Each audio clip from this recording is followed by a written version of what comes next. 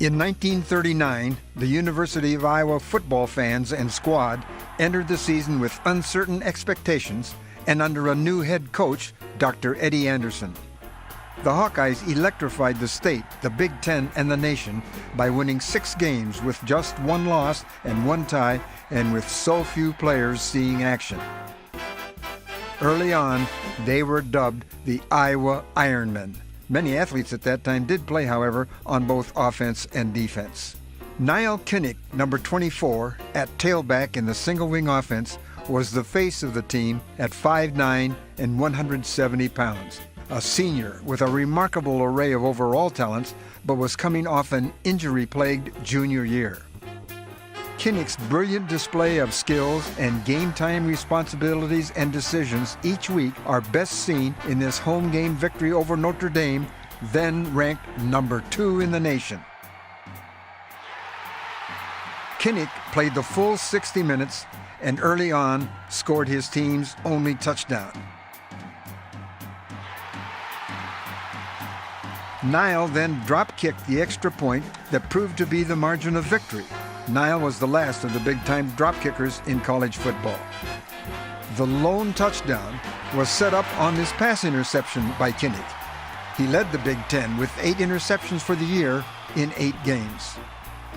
Kinnick was the Big Ten's premier kicker, and his punts against Notre Dame averaged 46 yards, including a 61-yarder late in the game that went out of bounds and sealed the victory.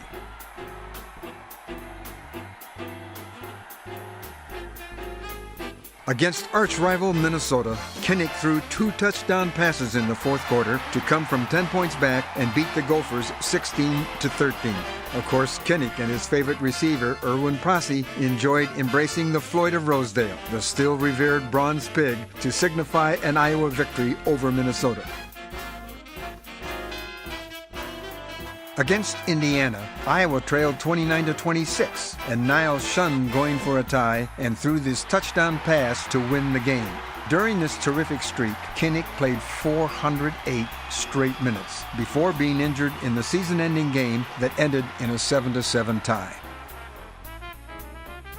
Kinnick also found time his senior year to serve as Iowa senior class president, and he was a Phi Beta Kappa scholar.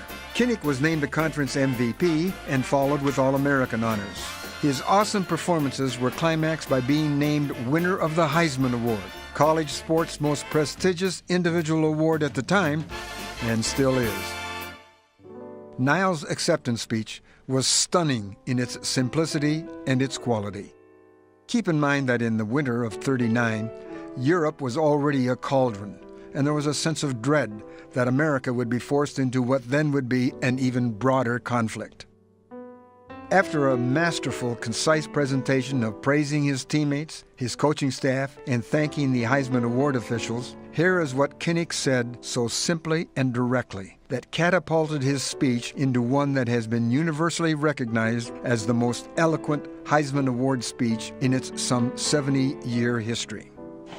Finally, if you'll permit me, I'd like to make a comment which in my mind is indicative perhaps of the greater significance of football and sports emphasis in general in this country, and that is, I thank God I was warring on the gridirons of the Midwest and not on the battlefields of Europe. I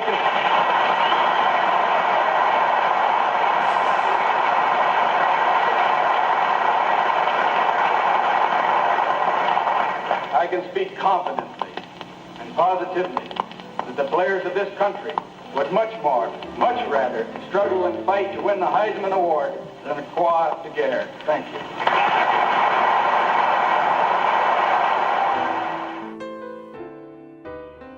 Kinnick left Iowa Law School in 1941 to enlist in the Navy, and he trained to be a pilot.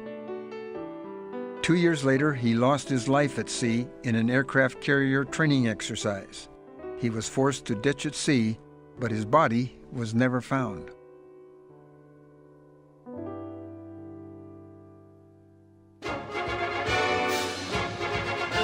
Kinnick will never be forgotten.